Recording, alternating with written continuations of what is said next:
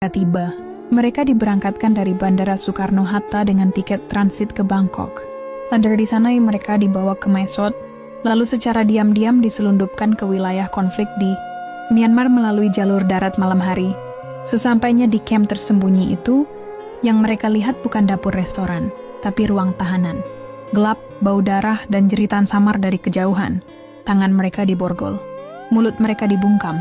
Mereka bukan pekerja. Mereka bukan manusia lagi. Mereka adalah stock organ. Satu persatu, mereka dibawa ke ruang operasi ilegal. Ginjal mereka diambil. Beberapa masih hidup, beberapa langsung mati di atas meja besi dingin tanpa bius yang layak. Tak satu pun dari mereka kembali. Tak satu pun yang sempat mengirim pesan terakhir ke rumah. Tubuh mereka dikubur di hutan, di dekat sungai yang tak tercatat di peta. Beberapa minggu kemudian, organ-organ itu sampai ke pelanggan di Tiongkok, India, dan bahkan satu rumah sakit swasta di Australia. Uang mengalir deras ke rekening-rekening penampung.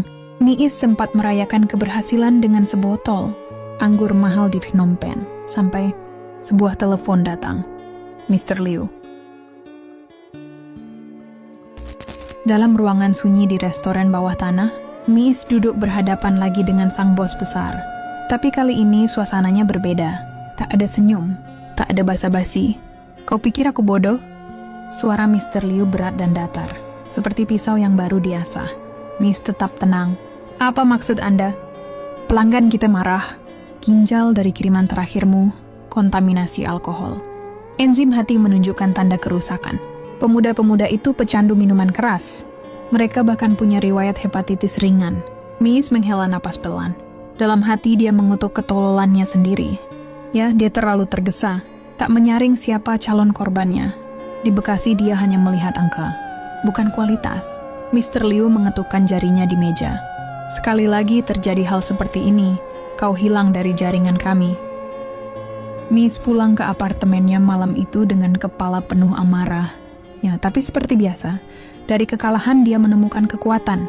Di balik cermin kamar mandi, sambil menghapus makeupnya, ide itu datang seperti kilatan petir. Aku butuh ginjal yang suci, bisiknya pada bayangannya sendiri. Bukan hanya bersih secara medis, tapi juga bersih secara moral. Lalu dia teringat sesuatu. Sebuah potongan ceramah yang pernah dia dengar di TV Indonesia waktu kecil. Tentang haramnya alkohol dalam Islam.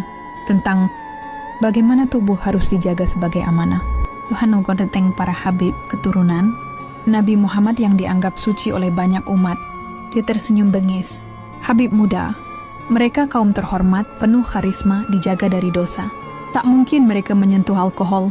Mereka tubuh suci. Mereka ginjal segar. Dan orang kaya pasti berani bayar mahal untuk sesuatu yang halal, pikir Miis. Minggu-minggu berikutnya, Miis mempelajari komunitas habaib di Indonesia. Dia menyewa tim pencari data, menyusup ke grup-grup santri muda, dan mulai memetakan nama-nama calon target. Sasarannya bukan habib tua yang sudah dikenal, tapi habib muda yang baru naik daun, yang masih polos, idealis, dan mudah didekati. Dia bahkan mengirim tim kecil ke Jakarta dan Surabaya. Mereka menyamar sebagai relawan Yayasan Islam Internasional, mencari pemuda Islam berbakat untuk dikirim ke Timur Tengah sebagai duta perdamaian. Tak ada yang tahu bahwa mereka sebenarnya sedang mencari ginjal. Semai Tramidu di tempatlan. Detektif Dani terus mengikuti jejak Miis. Sejak kehilangan jejaknya di perbatasan Kamboja-Myanmar, dia tak berhenti mengumpulkan potongan-potongan informasi. Kini dia sedang menelusuri kasus hilangnya 10 pemuda Bekasi yang dilaporkan. Tak pernah sampai ke Beijing. Dan semakin dia menggali, semakin banyak lubang hitam yang dia temukan. Nama yayasan fiktif, email palsu, rekening bank atas nama wanita yang tak pernah lahir. Namun satu hal mulai jelas. Miss tidak sekadar penipu. Dia predator. Dan target berikutnya bukan lagi orang putus asa, tapi orang suci. Di sebuah pesantren di luar kota Semarang, seorang habib muda bernama Habib Rashid baru saja menyelesaikan kuliah subuh. Wajahnya bersih, suaranya tenang, dan pengikutnya mulai banyak. Dia dihormati, dijaga, dan belum menikah. Hari itu, seorang wanita cantik dengan kerudung panjang datang ke pondoknya. Dia memperkenalkan diri sebagai Fatimah, relawan Yayasan Pendidikan Islam Global. Dia berbicara lembut, sopan, dan cerdas. Dia bahkan mengutip ayat Al-Quran dengan fasih. Habib Rashid terkesima. Dan saat wanita itu mengajaknya bergabung dalam program dakwah lintas negara ke Qatar dan Turki, dia pun mulai mempertimbangkan. Yang dia tidak tahu, Fatimah adalah Miss Huang. Dan dia bukan sedang mengajaknya berdakwah, dia sedang mengincar ginjalnya. Hujan gerimis membasahi halaman pondok pesantren di luar kota Semarang. Di bangunan utama, para santri sudah memadamkan lampu. Tapi satu kamar masih menyala, kamar tamu, di mana seorang perempuan yang mengaku relawan dari yayasan internasional menginap dengan sopan dan tenang, Miss Huang atau Fatimah.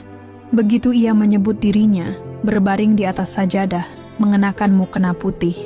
Ia sudah seminggu tinggal di pondok itu, sabar menunggu Habib Rashid menyelesaikan jadwal ngajinya yang padat. Selama itu pula, ia memikat hati banyak orang. Bicara dengan lembut, menyapa dengan senyum, dan rajin ikut salat berjamaah. Tak seorang pun curiga, Fatimah adalah bidadari, padahal ia iblis berselubung iman. Malam itu Habib Rashid duduk bersamanya di beranda. Di atas meja ada teh manis dan kue kering dari dapur pesantren. Angin malam membawa suara jangkrik. "Habib," kata Miss dengan nada lembut. "Maaf jika saya lancang, tapi saya ingin bertanya sesuatu yang pribadi."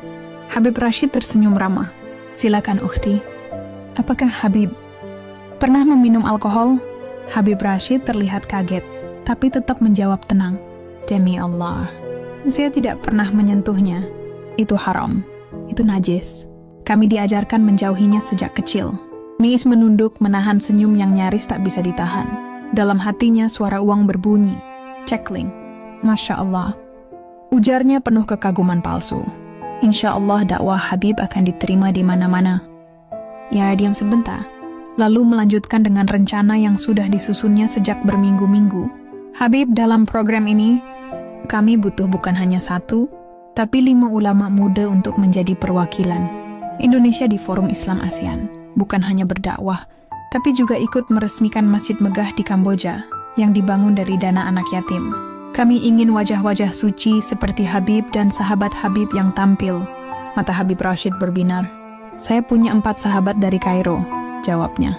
"Orang-orang bersih, tak merokok, tak minum, hafal Quran. Saya bisa ajak mereka."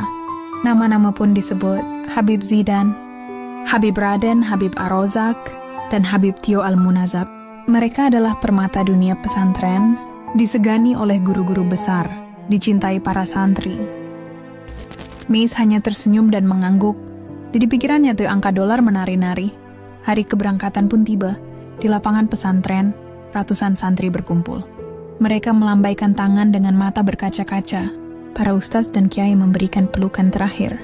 Seorang guru besar bahkan menyempatkan membaca doa keberangkatan panjang, memohon agar 5 Habib muda itu dijaga Allah di tanah asing. Ya, di sisi lain, Miis berdiri dengan pakaian muslimah rapi, matanya berkaca-kaca menirukan emosi tulus. Tapi di balik dadanya yang berdebar, bukan tangis haru yang ia tahan, melainkan tawa kemenangan. Mereka berangkat. Di dalam pesawat, para Habib saling bercanda, membicarakan proyek dakwah internasional, membayangkan pertemuan dengan komunitas muslim di Kamboja dan Timur Tengah. Tak satu pun dari mereka menyangka bahwa hari itu adalah perjalanan terakhir dalam hidup mereka. Setiba di Phnom Penh, Miis tidak langsung mengirim mereka ke lokasi dakwah. Ia mengajak mereka menginap semalam di Hotel Bintang 5. Masing-masing diberikan kamar pribadi dengan makanan halal mewah, pelayanan sopan, dan sambutan hangat dari pengurus yayasan yang sebenarnya adalah aktor bayaran. Sore itu, mereka makan bersama di ruang makan suite hotel. Nasi kebuli, ayam panggang, kurma Tunisia, dan teh khas Maroko tersaji. Mereka tertawa. Mereka membahas Islam, masa depan dunia, dan cita-cita ingin mendirikan pesantren internasional. Malam pun tiba, dan saat itulah Miis bergerak. Di dalam minuman mereka, telah dicampur zat sedatif kuat yang biasa digunakan untuk membius tentara. 5 Habib muda itu tertidur lelap, tanpa tahu bahwa mereka tidak akan pernah bangun lagi. Pukul 2 dini hari, 8 pria bertubuh besar memasuki hotel. Mereka berpakaian hitam dan mengenakan sarung tangan. Petugas hotel hanya melirik sekilas, lalu kembali fokus ke layar komputer. Mereka sudah menerima bagiannya. Tubuh para Habib diangkut satu persatu ke dalam mobil jeep hitam, lalu dibawa ke markas militer kosong di pinggiran kota. Di sana meja operasi telah siap. Tak ada alat modern, tapi cukup untuk mengambil apa yang dicari. Ginjal dan organ hati dari tubuh bersih dan suci. Satu persatu tubuh itu terbuka. Tak ada yang selamat. Mereka meregang nyawa dalam diam. Pagi harinya, organ-organ itu langsung dikemas dan dikirim ke Tiongkok dan Dubai. Karena tingkat kesucian dan kondisi organ yang nyaris sempurna, pembeli dari sektor elit membayar lebih dari harga biasa. 1 ginjal, $20.000. 5 pasang ginjal, $200.000. Bonus dari hati yang utuh, $75.000. Miss Huang mengirim laporan ke Mr. Liu melalui saluran aman. Tak sampai 2 jam, ia menerima balasan singkat. Kerja bersih, aku puas. Apartemen di Shanghai atas namamu sekarang. Liu. Miss Huang berdiri di balkon hotelnya, mengenakan kimono tipis, angin malam menyentuh rambutnya. Di tangannya, secangkir teh hitam. Ia menatap lampu kota Phnom Penh dan tersenyum. Suci itu mahal, bisiknya pelan. Namun jauh di Jakarta, seorang pria sedang menatap papan nama besar. Pondok Pesantren Al-Istiqomah. Dia baru turun dari mobil sewaan, mengenakan jaket lusuh dan ransel besar. Namanya Detektif Dani. Dia menatap daftar santri hilang yang baru saja ia terima dari Kementerian Agama. Dan di daftar itu, tercetak 5 nama terakhir yang baru saja berangkat seminggu lalu. Habib Rashid Al-Haddad, Habib Zidan Al-Bajri, Habib Raden Shihab, Habib Ar-Razak Al-Mutahhar, Habib Tio Al-Munazab. Dani mengepalkan tangan. Ia tahu siapa yang bertanggung jawab. Miss Huang. Dan kali ini, dia bersumpah tak akan membiarkannya lolos lagi. Sebulan kemudian, pagi itu, restoran mewah di lantai 45 sebuah gedung, pencakar langit Jakarta dipenuhi aroma kopi, Brazil dan mentega Prancis. Seorang perempuan bergaun merah marun duduk di tengah, dikelilingi 5 gadis muda berhijab, tampak gugup dan kikuk. Mereka gadis-gadis desa dari Jawa Barat, katanya akan diberangkatkan untuk program kerja halal di Timur Tengah. Miss Huang masih dengan senyum khasnya yang menenangkan, menawarkan teh hangat dan bercerita tentang masjid besar, anak yatim dan dakwah mulia. Gadis-gadis itu mendengarkan, tak sadar bahwa di bawah meja, rencana kematian mereka sedang berlangsung. Tapi pagi itu tidak seperti biasanya. Tiba-tiba pintu restoran dibuka keras. 10 pria berbadan besar berpakaian sipil namun bersenjata masuk.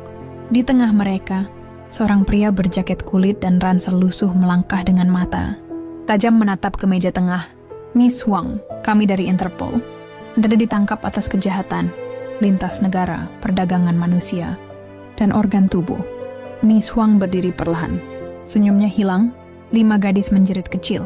Semua mata di restoran menatap. Terlambat juga datangnya ya Pak Polisi, kata Miss datar. Tapi wajahnya mulai pucat. Ia diborgol di tempat. Satu tim mengamankan ke-5 gadis dan membawa mereka ke tempat aman. Saat dibawa keluar, para wartawan sudah menunggu. Blitz kamera menyala-nyala. Dunia menyaksikan saat wanita, cantik berwajah